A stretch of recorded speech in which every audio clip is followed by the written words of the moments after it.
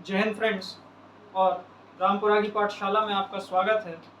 और अपने GS polity की कड़ी में हम लोगों ने पिछले लेक्चर में मूल अधिकार समाप्त कर लिए थे, अर्थात भाग 3 खत्म कर लिया था। और अब मित्रों आते हैं एक बहुत ही महत्वपूर्ण टॉपिक पर, जो कि हर एग्जाम के लिए यूपीएससी से लेके एसएससी ग्रुप और रेलवे ग्रुप डी तक हर पेपर में इससे प्रश्न पूछे जाते हैं। और एक ना एक प्रश्न आपको हर पेपर में मिलेगा इस टॉपिक से मित्रों। ये टॉपिक है संविधान के विभिन्न स्रोत।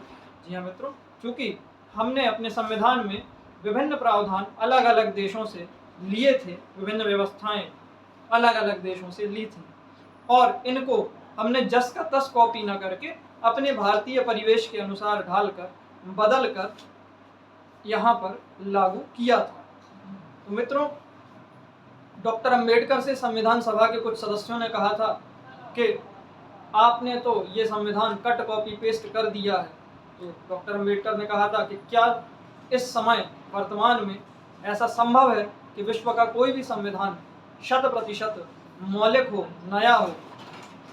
डॉक्टर अंबेडकर के अनुसार चूंकि भारतीय संविधान काफ़ी लेट बना, और अगर हम अमेरिका से तुलना करें जो कि विश्व का प्रथम लिखित संविधान कहा जाता है, वो लगभग 100 से 150 साल पहले बन चुका था। और इस दौरान विभिन्न परिभाषाएं, विभिन्न राजनीतिक व्यवस्थाएं विकसित हो चुकी थी, और उन्हें विभिन्न देशों द्वारा अपने अपने परिवेश के हिसाब से लागू किया गया था।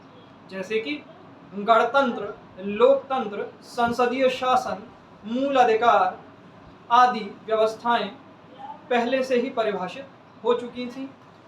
प्रस्तावना का विचार अमेरिका से लाया जा चुका था, आदि आदि, पर हमने इन्हें जस का तस कॉपी नहीं किया। मित्रों, एक एग्जाम्पल बताता हूँ आपको, आप अच्छे से रिलेट कर पाओगे।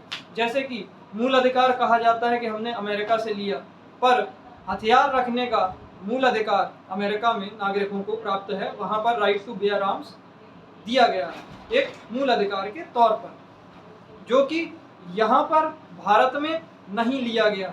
तो हम ये नहीं कह सकते हैं कि हमने जस का तस उठा के कॉपी किया। ये एक प्रूफ है कि हमने संविधान में विभिन्न स्रोतों को भारतीय परिवेश के हिसाब से ढालकर लागू किया है।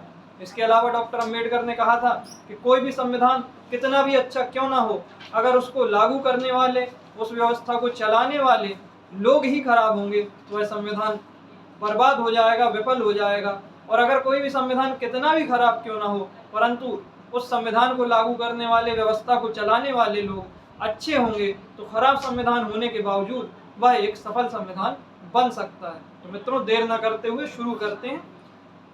सबसे पहले देखते हैं अमेरिका, यूएसए। हमने कौन कौन सी चीजें ली। तो उद्देशिका का विचार हमने अमेरिका से लिया है।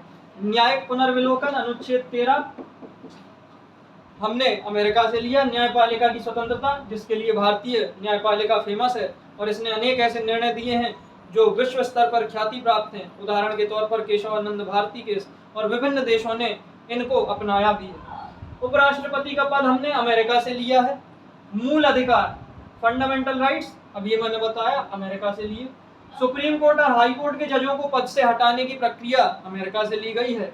और राष्ट्रपति पर महाभियोग का प्रावधान अनुच्छेद 61, ये याद कर लेना, 61, तो ये कहाँ से लिया गया है? ये भी अमेरिका से लिया गया है। इसके बाद आते हैं मित्रों कनाडा, जो अपने आप में आजकल बहुत इंपॉर्टेंट है।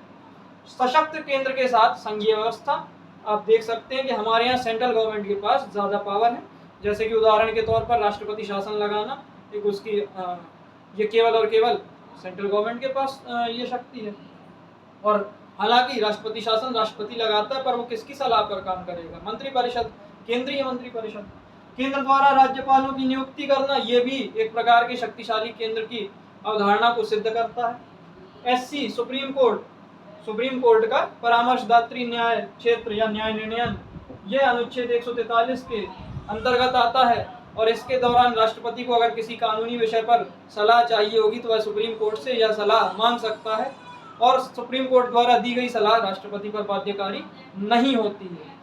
इसके अलावा अवशिष्ट शक्तियां केंद्र के पास होना, मतलब कि 3 प्रकार की सूचियां हमने देखी थी दोस्तों, संघ सूची, राज्य सूची, समवर्ती सूची।